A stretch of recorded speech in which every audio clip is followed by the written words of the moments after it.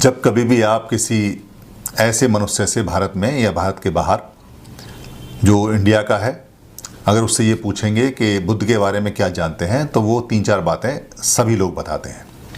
पहली बात बताते हैं कि सिद्धार्थ गौतम बुद्ध राजा सिद्धोधन के बेटे हैं, और एक बार जब वो रथ पे अपने सारथी के साथ बाहर निकले तो उन्होंने एक बूढ़ा, एक मरा हुआ व्यक्ति और एक बीमार व्यक्ति देखा, जिससे उन्हें वैराग हो गया।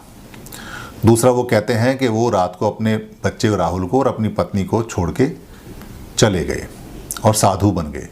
तीसरा, वो कहते हैं कि वो महात्मा बुद्ध हैं।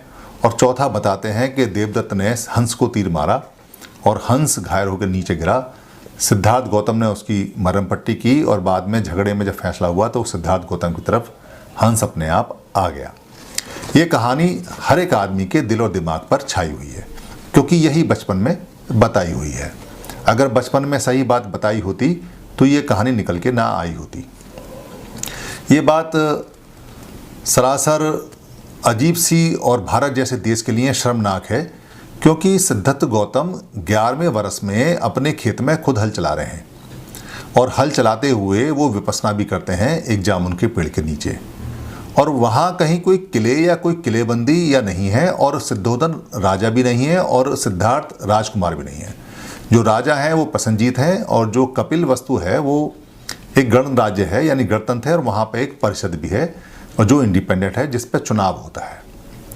इसलिए ऐसी बात कि रथ पे सवार होके जाना और आना और पहली बार देखना, ये बड़ी अजीब सी बात है। कोई अगर अपने दिमाग का थोड़ा सा भी इस्तेमाल कर ले तो वो जानेगा कि पुराने समय में 2500 साल पहले कहाँ इतने चाक चौबंद जेलें होती थीं, या कहाँ किले ऐसे होते थे कि कोई बच्चा बाहर ही नहीं जाएगा। पानी भी सबको लेके आना है, नदी से बहता हुआ सारा पानी पीते थे। जो खेत में धान या फल आते थे वही खाते थे। सब एक दूसरे को जानते थे, छोटे छोटे एरिया होते थे। हाँ, ये बात अलग है कि सिद्धोधन के पास में सबसे ज़्यादा खेत थे और वो सबसे बड़े खेतीय थे। तब तक क्षेत्रफल नहीं था, क्षेत्रीय नहीं होते थे, ना क्षेत्रफल होता था, क्षेत्रफल होता था और खेतीय लोग होते थे। तो ये कहानी जो बनाई गई है, ये किसी ने पता नहीं किस हिसाब से बनाई और उसको कार्टून बना के छोटे छोटे छाप के उसके चित्र बना के चित्रावली में भी उसको पेश किया गया, जो छोटे छोटे बच्चों के दिमाग में आ गई।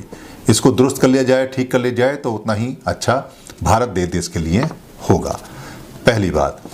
दूसरी बात, राजा का नाम जो यहाँ बताया गया है वो प्रसन्नजीत है, और जो गणराज्य है उसमें जो सबसे बड़े खेती हैं वो शुद्धोधन नहीं है, शुद्धोधन है, क्योंकि स का इस्तेमाल नहीं होता। और उनके बेटे का नाम सिद्धार्थ है। सिद्धार्थ को बाद में संस्कृत भाषा संस्कृत में सिद्धार्थ किया गया है। बेसिकली आधार नहीं होता, इसलिए सिद्धार्थ है।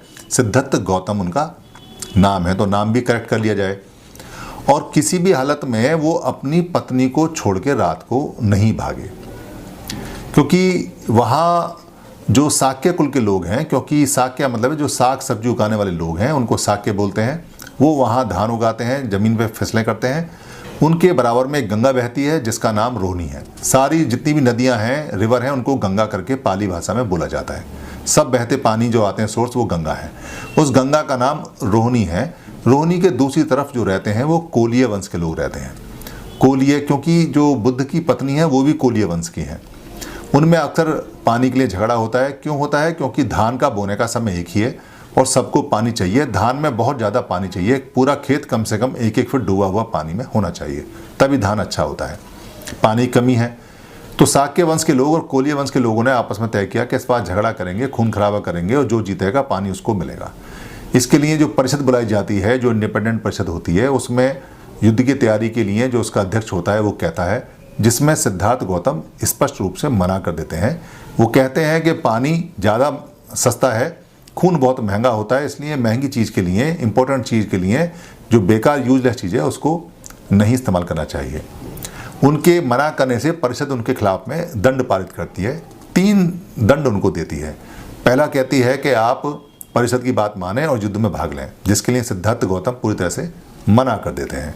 दूसरा, वो कहते हैं कि जो ज़मीनें जितनी भी हैं वो सब उनके हवाले करें और उनको समाज से बहिष्कृत किया जाएगा, समाज से निकाला जाएगा, जिसके लिए वो सिद्धार्थ गौतम मना कर देते हैं कि मैं अपने दंड के लिए, अपने परिवार के लिए, परिवार को दंडित नहीं करूँगा। तीसरा, उनको कहते हैं कि या तो वो फांसी पर लटक जाएं, मर जाएं, और या वो देश निकाला लें।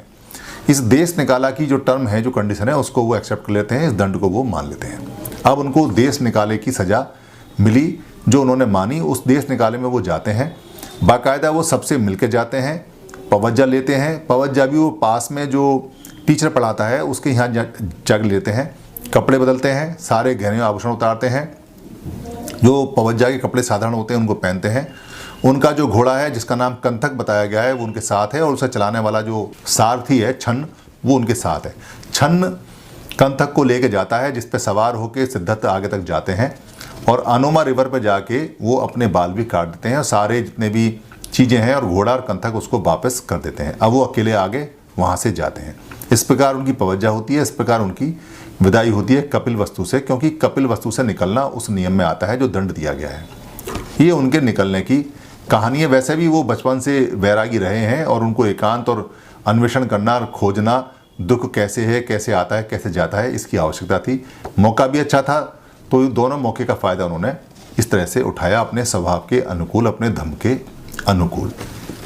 एक कहानी बताई जाती है कि बुद्ध ने कभी हिंसा का सामना नहीं किया।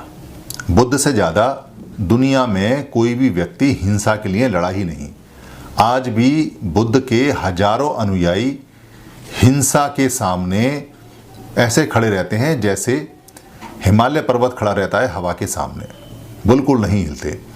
ये जितने भी भिक्खु और जितनी भिक्खुणी, जितने उपासक, जितने भी धर्म को मानने वाले लोग हैं, ये अपने अंदर की हिंसा को जड़ से ख़त्म कर देते हैं। जो इनके सामने आता है उसकी हिंसा भी ये जड़ से ख़त्म कर देते हैं। आपको याद होगा अंगुलीमान जैसा डाकू, जो अंगुलीमान डाकू था, उसने 999 लोगों को मारा, बहुत ज़्यादा वो हिंसा करता था।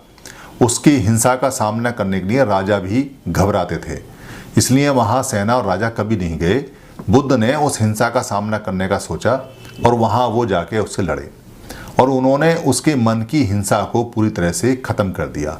यानी ऐसा लड़ाका, ऐसा सैनिक, ऐसा कमाल का व्यक्ति जो हिंसा के सामने डट के खड़ा हो, इतनी खतरनाक हिंसा के सामने, और हिंसा को हरा दे, ख़त्म कर दे, उससे ज़्यादा लड़ाका व्यक्ति, उससे ज़्यादा अच्छा सैनिक दुनिया में कोई नहीं आज तक हुआ है, जो आज भी लगातार पूरी दुनिया की हिंसा के सामने खड़ा होकर हिंसा को ख़त्म कर रहा है।